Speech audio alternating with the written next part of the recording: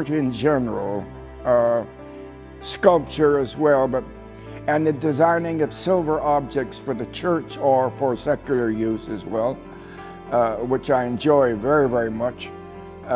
So the whole spectrum of art. I just feel that this categorization is unnecessary. I mean, if you're an artist, you're an artist. You are all-encompassing. You just go the whole field if you can. And if you can't, well, you can't. But I tried and was able to get through some areas in a substantial way, I think. Aziz has recently established the Philip Aziz Foundation of Art, a non-profit charity in London, to expand his gallery built in 1967 as his Canadian Centennial Project in order to exhibit the work of other artists as well as his own. On October 20th, 2005, the London Free Press published two special sections called 150 People Who Define London. Mr. Aziz was included in the lineup of notable Londoners at number 30.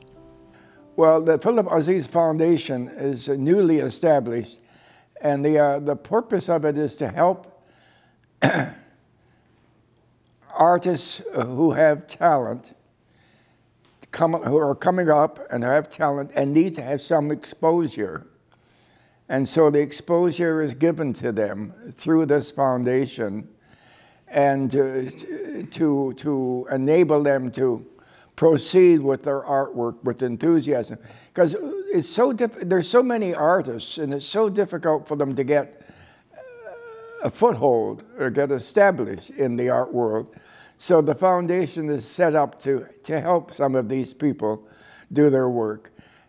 In addition to that, the foundation also looks after my own art and keeps it together and looked after and corrected and safeguarded, and it's to be exhibited here in these galleries for the public to come in and view them. So the foundation has many ramifications, really. On October 21st, 2006, Philip Aziz unveiled his most recent tempera-en-gesso panel and 24-karat gold leaf masterpiece titled The Tree of Lebanon, completed as a humanitarian fundraiser for the relief efforts in war-torn Lebanon. The wooden panel surrounding the nearly 5-foot by 3-foot painting is made of rare Lebanese cedar, and the frame is made of Canadian ash. The idea came to me when I was watching television and I saw the bombing of Lebanon. And I thought to myself, who's looking after the children, really? Those beautiful little kids in Lebanon and everywhere, not just Lebanon, but everywhere. Who's looking after them? And I thought, well, the government, yes, of course, but we can also help look after those kids. So I thought, why not set up a system where we can support the children of Lebanon with financial help and so on. And we'll do it through a painting of the tree of Lebanon, the cedar of Lebanon.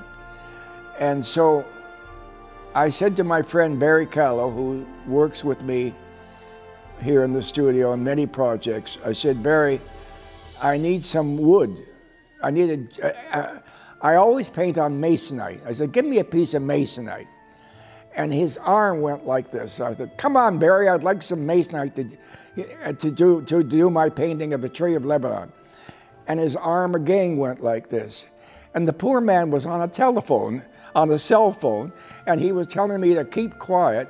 And I didn't know that. He says, then his talk was over. He said, what does you want? I said, I want a piece of masonite to do my tree of Lebanon. He said, what the hell do you want masonite for?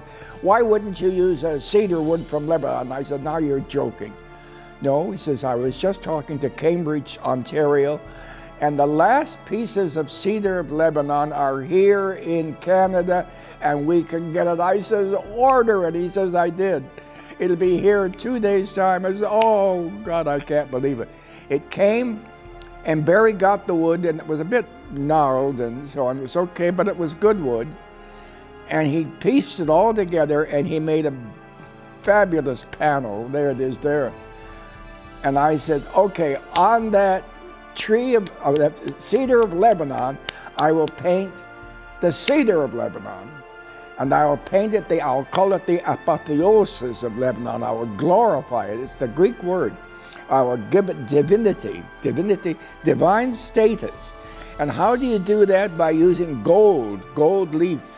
This is pure gold on there, on the gesso. And I will design this tree exactly like the tree that exists.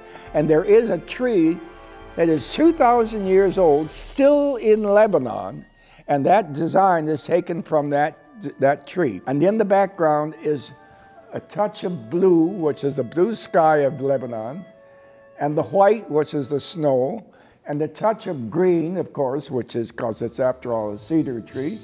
And so there it is, the tree of Lebanon.